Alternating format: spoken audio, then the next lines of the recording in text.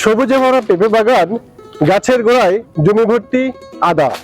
গত 10 বছর যাবৎ পেঁপে চাষ করে তাক লাগিয়ে দিয়েছেন বগলগাড়ি নামাপাড়া গ্রামের ইয়াসিন আলী।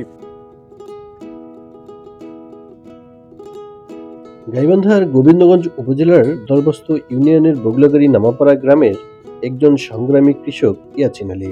গত 1 দশক হতে যিনি আপন পরিশ্রম আর সাহসিকতায় বদলে দিয়েছেন নিজের ভাগ্য, আর অনুপ্রেরণা হয়েছেন শত শত কৃষকের। ইয়াসিন আলীর শুরুটা ছিল মাত্র কয়েক শতক জমিতে পেঁপে চাষ দিয়ে, আর এখন গোটা বগলগাড়িতে প্রায় 100 একর জমিতে পেঁপে চাষ হচ্ছে।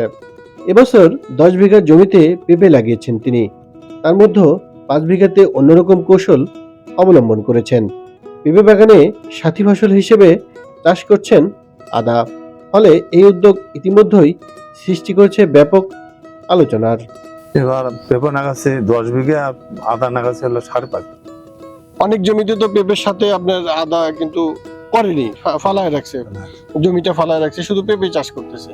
এই যে আপনি পেঁপের সাথে যে আদা চাষ করতেছেন, এইটা যে আপনি কোথায় পেলেন মূলত? এটা আমি নিজে আমি অভিজ্ঞতা ভাবে আমি শিখছি আর কি, যে এটা যেন ফেলে না রাখা যায়। এই কৃষি অফিস বা কোনো তত্ত্বাবধান, আপনাকে কোনো সহযোগিতা বা কোনো পরামর্শ, সেগুলো আপনি আসলে পান? কোন পরামর্শ দেয়নি, কোন পরামর্শ দেয়নি, নিজে পরামর্শ করে কোম্পানির লোক ডাক দেয়, অভিজ্ঞতা নেই। এই ফেলার নাগা, ওই ঠোঙা ফেলার নাগে, ঠোঙা ফেলে অনেকগুলো যত্ন আছে, সে যত্ন করে ফুল এতটুক করে গাঁটতে হয়, 6টা 7টা করে গাঁটতে হয়। ছেলে মদ্দা দেখা হয়, মদ্দা হিজিরে দেখে বাদ দিয়ে একটা করে থোয়া হয়। একটা করে থোয়ার পর সেটা পেঁপে হয়, ওখান থেকে গোছ দেওয়া হয়, গোছ দেওয়ার পর আল্লাহ পেঁপে দেয়। এটা আপনার গাছ শুরু থেকে এই বীজ রোপণ থেকে শুরু করে আপনার ফল আসা পর্যন্ত কতদিন লাগে? 5 মাস নাগে ধরতে, 5 মাস পর ধরে, 8 মাসে বিক্রি হয়।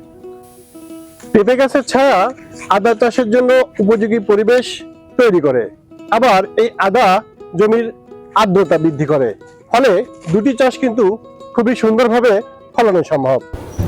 আসলে বগলগাড়িতে আজ থেকে 10 বছর আগে 2-1 গুটি করে ব্যক্তি পেঁপে চাষ করে, তার মধ্যে বগলগাড়ি নামাপাড়া গ্রামের ইয়াসিন আলী চাচা।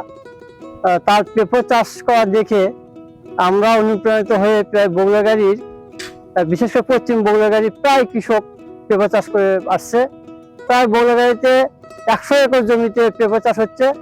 আপনারা জেনে খুশি হবেন যে আমাদের এখানে প্রতিনিয়ত বাংলাদেশের বিভিন্ন প্রান্ত থেকে, পঞ্চগড়, কুড়িগ্রাম, ঢাকা, রাজশাহী থেকে প্রতিদিন ট্রাক আসে, মাল সরাসরি কৃষকদের জমি থেকে মাল হারভেস্ট করে নিজেরা বিক্রি করতেছে। এতে করে আমরা লাভবান হচ্ছি, আমাদেরকে বাজারে নিয়ে যেতে হয় না, কৃষকের কাছ থেকে সরাসরি মাঠ পর্যায় থেকে আর তারা মালামাল কিনতেছে, পেপার কিনতেছে।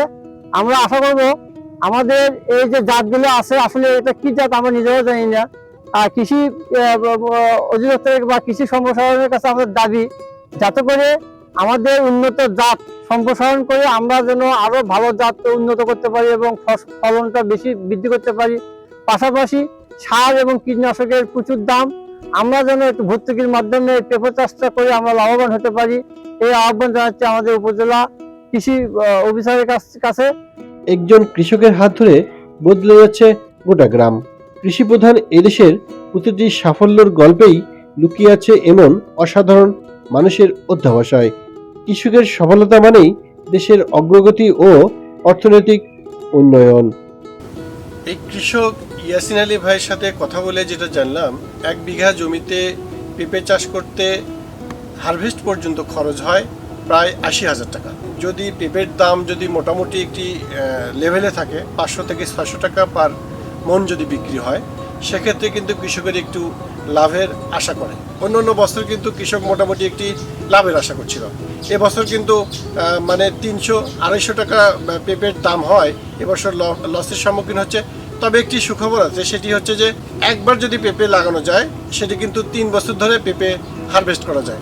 আমাদের দাদু মোহাম্মদ ইয়াসিন আলী শেখ, সে দীর্ঘদিন ধরে পেঁপে এবং আদা চাষি, সে চাষ করে, তার জমিতে আমরা পরিশ্রম করি।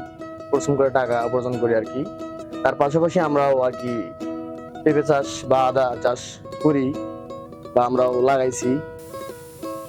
দেশের বিভিন্ন অঞ্চল থেকে কিন্তু ব্যাপারীরা এই জমিতে এসে কিন্তু এই পেঁপে সংগ্রহ করছেন এবং বাংলাদেশের বিভিন্ন জেলায় এই পেঁপেগুলো চলে যাচ্ছে, ফলে মানুষের যে সবজির যে চাহিদা সেটি পূরণ করছে বগুড়াগাড়ির মানুষ।